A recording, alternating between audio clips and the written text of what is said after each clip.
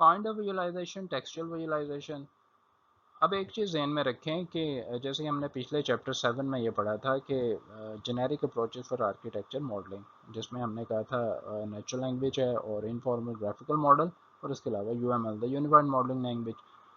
और हमने इस चैप्टर के शुरू में ये भी पढ़ा कि कितनी ज़्यादा हमने ये पढ़ा कि एक मॉडल और विजुअलाइजेशन में फ़र्क क्या है। हमने कहा कि model is an abstraction and visualization give that in abstraction some sort of form, and visualization would have two aspects: number one depiction and number two interaction mechanism।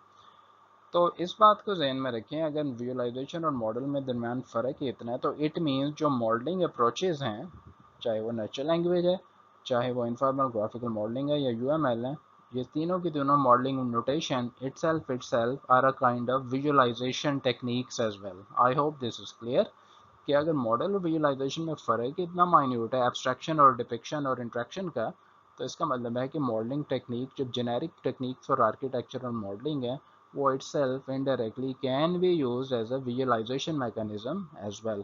I hope this is clear। तो kind of visualisation में जो पहली किस्म है that is textual visualisation. ठीक है, तो ये पहली किस्म की वो है।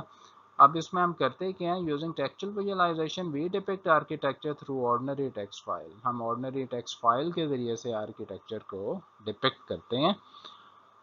अब वो किस तरह से होता है, they generally conform to some syntactic format like programs conform to a language. अब जो टेक्स्ट है, यकीनन जैसे कंप्यूटर प्रोग्रामिंग की लैंग्वेजेस होती हैं, इसी तरह जो टेक्स्ट बेस्ड जो लैंग्वेजेस हैं उसमें भी कुछ ना कुछ हम सिंटेक्स का हमें ख्याल रखना पड़ता है। ऐसा नहीं होता कि हम रैंडमली जंक टाइप करें तो यकीनन उसका कोई मीनिंग कन्वे नहीं होगा।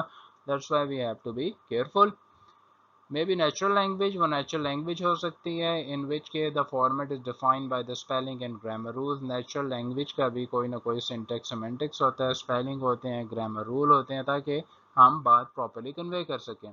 उसके अलावा आजकल मॉडर्न डे जो एडिटर्स हैं उसमें डेकोरेशन की ऑप्शन मौजूद हैं, जैसे कि फ़ॉन्ट कलर बोल्ड इटैलिक्स कर सकते हैं, हम टेबल्स बना सकते हैं, बुलेट्स कर सकते हैं, लिस्ट जनरेट कर सकते हैं। सो मॉडर्न डे के जो एडिटर्स हैं ये हमें फैसिलिटी प्रोवाइड करते हैं। और इसका फ़ायदा क्या है, हमारा नंबर वन रिप्रेजेंटेशन भी हो सकती है, नंबर टू इंट्रैक्शन मैकेनिज्म भी इम्प्रूव हो सकता है। अब टेक्सचुअल विजुअलाइजेशन की अगर हम बात करें तो XML itself is a kind of textual visualisation. ठीक है, अब ये सारा का सारा जो हमने यहाँ पे लिखा हुआ है दैट इज़ इन एक्सएमएल। चूँकि ये टेक्स्ट ही है, ठीक है, this is not a graphic, ये कोई ड्राइंग नहीं है, that's why XML visualisation is a type of textual visualisation. अब ये वाली विजुअलाइजेशन भी टेक्सचुअल है। ठीक है, वी कैन से कि we have written a structure and this one is again textual. लेकिन फ़र्क क्या है, फ़र्क ये है कि ये वाली ज़्यादा कॉम्पैक्ट है, राइट। और कॉम्पैक्ट इस तरह से कि now we can understand better कि actually what's going on here in comparison to XML. XML में अब हम ये चीज़ नोट करते हैं कि like we have some colon sign as well. ठीक है, सब हमारे पास ये इस किस्म की जो है वो ऑपरेटर हैं which might not appear to be textual, जिसमें हो सकता है कि मीनिंग थोड़ा like we are unable to understand some of us, right. But here we can say कि this one is more compact and probably conveying more information in a better way. अब फ़र्क ये है, इससे हमें ये पता चलता है कि विजुअलाइजेशन चाहे टेक्सचुअल है उसमें भी क्या है, उसमें भी अंडरस्टैंडिंग या इंफॉर्मेशन को रिप्रेजेंट करने के मल्टीपल लेवल्स हैं। ठीक है, जस्ट कुछ जो हैं वो लेस डिटेल होंगे, कुछ होंगे हाईली डिटेल होंगे, कुछ जो होंगे उनकी अंडरस्टैंडिंग का लेवल प्रोबेबली कम होगा, कुछ की अंडरस्टैंडिंग का लेवल प्रोबेबली वो ज़्यादा होगा, बट बोथ ऑफ देम और all of them will be textual. Textual visualisation generally through an ordinary text editor और वर्ड प्रोसेसर, इसके ज़रिए से हम इसे रिप्रेजेंट करते हैं। और उसके अलावा उसके कुछ एडवांस मैकेनिज्म अवेलेबल हैं, जैसे सिंटेक्स हाईलाइटिंग। ठीक है, using modern day editors we can highlight any mistake और एनी एरर। ठीक है, और इसके अलावा हम ऑफ कोर्स वर्ड को लाइंस को हाईलाइट भी कर सकते हैं। ठीक है, जैसे हम इसको टीचिंग के लिए जो आपको स्लाइड्स प्रोवाइड की जा रही हैं, this is also one of the feature of the textual visualisation. जैसे कि हम ये कहते हैं सम एडवांस मैकेनिज्म अवेलेबल। अब जैसे मैंने इस बुलेट पॉइंट को हाईलाइट कर दिया, right, so I can say this is a kind of syntax highlighting, right. And the second thing is static checking. अगर आप माइक्रोसॉफ्ट वर्ड में या किसी और अच्छे एडिटर में टाइप कर रहे हैं तो जैसे जैसे आप इंफॉर्मेशन टाइप करते जाते हैं, if there is any spelling और ग्रामर मिस्टेक, वो क्या करता है आपके उस वर्ड या लाइन को, सेंटेंस को अंडरलाइन कर देता है। It means it is a kind of static checking. लेकिन वो आप ऐसा किसी कंपाइलर के थ्रू ऐसा नहीं कर रहे, ऐसा नहीं हो रहा कि वर्ड फाइल सेव हुई है उसके बाद आपने कंपाइल की और तब एरर आ रहे हैं, ऐसा नहीं है। बट आप क्या है वो खुद ब खुद उसे चेक करता जा रहा है। ऑटो कंप्लीट, ये भी आजकल के एडिटर्स में ये फीचर मौजूद है। ऑटो कंप्लीट से मुराद ये है कि सम टाइम आप कुछ वर्ड लिखना चाह रहे हैं और द एडिटर इटसेल्फ डिसाइड कि पॉसिबली आप क्या टाइप करना चाह रहे हैं, तो बजाय इसकी कि आप पूरा स्पेलिंग या पूरा सेंटेंस लिखें, वो आपको ऑप्शन दे देता है कि आप टैब प्रेस करके, वो ऑटोमेटिकली अगर आप टैब प्रेस करेंगे ऑटोमेटिकली वो सेंटेंस या वर्ड कंप्लीट हो जाता है। Structural folding, also structural folding से मुराद ये है, आपने अक्सर एडिटर या कोड करते हुए ये देखा होगा कि आप माइनस की ऑप्शन या प्लस की ऑप्शन, अगर माइनस आप प्लस पे क्लिक करते हैं तो उससे होता है कि ये आपका जो कोड है या पैराग्राफ है वो अनफोल्ड हो जाता है, उसमें जितने भी कोड की सेंटेंसेज हैं या लाइन है वो आप जो है वो देख सकते हैं, यानी स्ट्रक्चर को बनाने के लिए। इसी तरह जो डैश साइन है या माइनस साइन है, उसमें आप उसको अगर आप क्लिक करेंगे तो क्या होता है आपका जो पैराग्राफ है या कोड का स्ट्रक्चर है वो फोल्ड हो जाता है, राइट। तो this is also kind of interaction mechanism that is being provided or supported by textual visualization. I hope this is clear. Textual visualisation के यकीनन एडवांटेजेस भी हैं, डिसएडवांटेजेस भी हैं। और एडवांटेजेस और डिसएडवांटेजेस वो जो हमने नेचुरल लैंग्वेज के as a modelling, generic modelling approach पढ़े थे उससे यकीनन ये मिलते जुलते ही होंगे।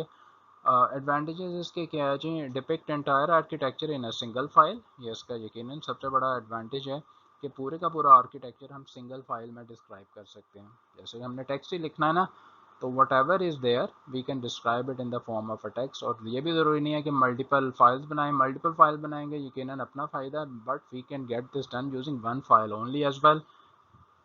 गुड फॉर लीनियर और हायरार्किकल स्ट्रक्चर, ठीक है। ये क्या है, इसका एक और फ़ायदा ये लीनियर और हायरार्किकल स्ट्रक्चर्स के लिए गुड है, अच्छा है। अब लीनियर स्ट्रक्चर ऐसा है कि लीनियर स्ट्रक्चर से मुराद ये है कि starting from the beginning then order wise going towards the end. जैसे हम अगर STLC में बात करें तो जो वाटरफॉल मॉडल है दैट इज़ अ लीनियर, ठीक है। लीनियर क्या है कि वन बाय वन, पहले हम प्लानिंग से शुरू करते हैं, then requirements, then design, then coding, testing and deployment and so on. तो इसी तरह टेक्सचुअल विजुलाइजेशन है वो भी लीनियर स्ट्रक्चर के लिए अच्छी है और हायरार्किकल स्ट्रक्चर के लिए अच्छी है। अब टेक्स्ट में लीनियर और हायरार्किकल स्ट्रक्चर कैसे हो सकता है? लीनियर स्ट्रक्चर क्या है, जब हम कोड लिखते हैं, let's say line 1, line 2, line 3, line 4, line 5, जैसे सबसे ऊपर हम क्लास डिक्लेयर करेंगे, अगर जावा में लिख रहे हैं then public static void main, right, उसके बाद then brackets, then and next line of the code and so on, right.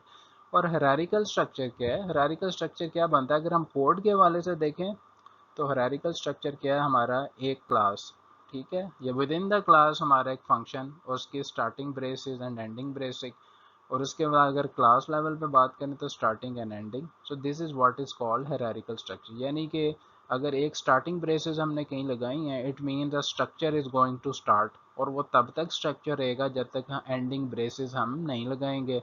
इसी तरह पैरेंथेसिस का है, स्टार्टिंग एंड एंडिंग पैरेंथेसिस। तो जो जो इसके अंदर जो जो कोड आएगा it means that belong to that particular structure. तो दैट्स वाई वी से कि टेक्स्ट जो है वो लीनियर और हायरार्किकल स्ट्रक्चर के लिए टेक्सचुअल विजुअलाइजेशन में बहुत सूटेबल है। इसके लिए हंड्रेड्स ऑफ एडिटर अवेलेबल हैं, वी ऑल नो दैट, बेतहाशा हैं, कुछ ओपन सोर्स हैं, कुछ नहीं भी हैं। Substantial tool support if syntax is rigorous, for example defined in something like BNF। और इसके लिए बेतहाशा टूल सपोर्ट भी अवेलेबल है अगर हमारा टेक्स्ट का सिंटेक्स जो है रिगरस है, यानी वो किसी अगर कायदे और कानून के मुताबिक है, किसी स्ट्रिक्टली किसी रूल को फॉलो कर रहा है। फॉर एग्जांपल समथिंग लाइक ऐसा है जो कि हम BNF में डिफाइन करते हैं, राइट। अब यहाँ पे ये चीज़ ध्यान में रखें कि ये BNF क्या चीज़ है। BNF को समझते हुए इसे वो डेटाबेस वाला BNF नहीं समझना, विच इज़ बाइस कोड नॉर्मल फॉर्म, ठीक है। आपने अगर डेटाबेस पढ़ा है तो you must be familiar with that, but this BNF is Bacchus nor form, right.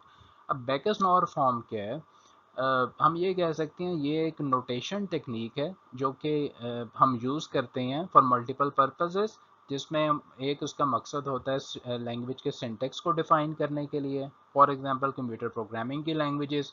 दूसरा इसका पर्पस हो सकता है डॉक्यूमेंट्स के फॉर्मेट को डिफ़ाइन करने के लिए, या फिर इंस्ट्रक्शन के फॉर्मेट को डिफाइन करने के लिए।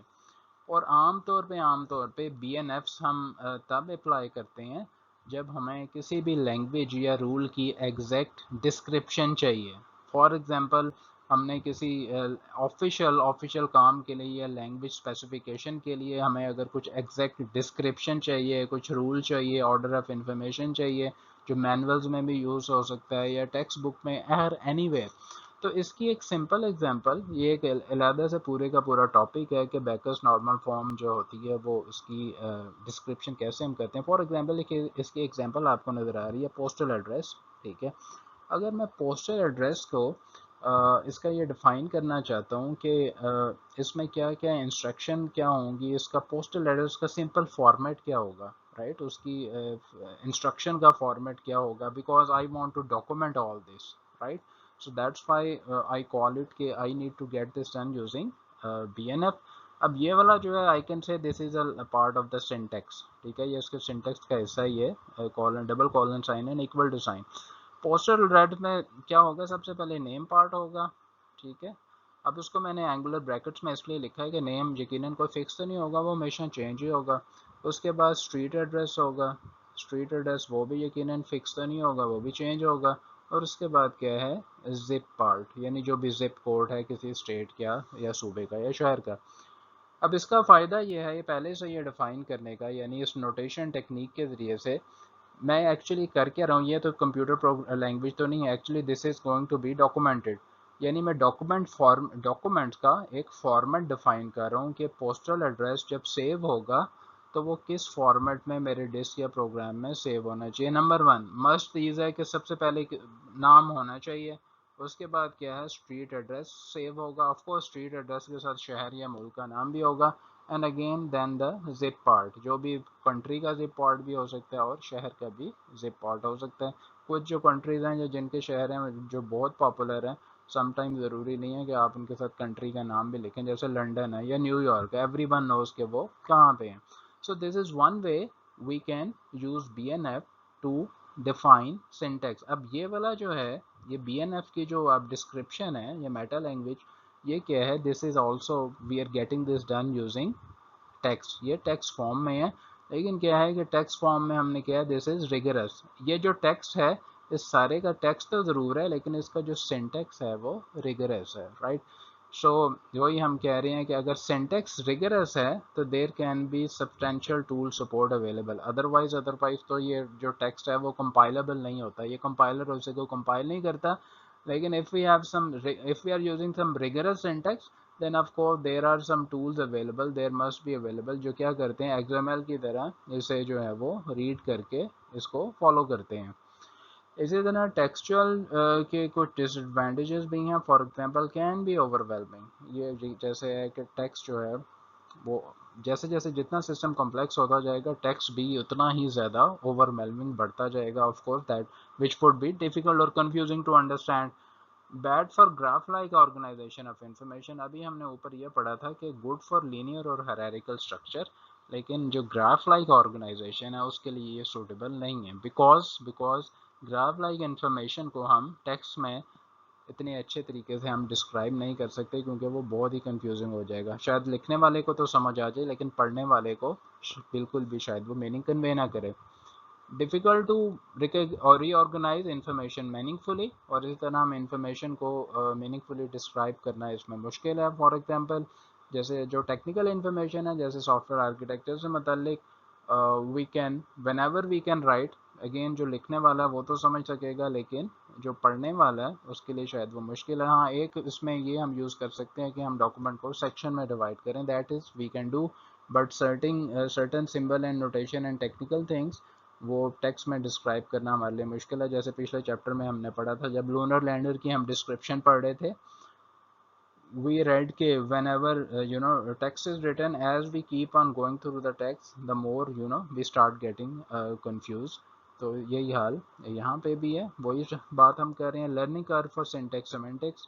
तो एक इसका जो डिसएडवांटेज ये है कि कोई भी लैंग्वेज है, चाहे वो उर्दू है, इंग्लिश है, उसको सीखना आसान काम नहीं है, क्योंकि उस हर एक में सिंटेक्स भी होगा और सेमेंटिक्स भी होगा। तो यकीनन अगर हम लैंग्वेज से फेमिलियर नहीं हैं या ऐसे लोगों से कम्युनिकेट कर रहे हैं जो डिफरेंट लैंग्वेज बोलते हैं, तो again it can be very difficult और challenging to learn their language और for others to learn our language. तो ये इसका एक और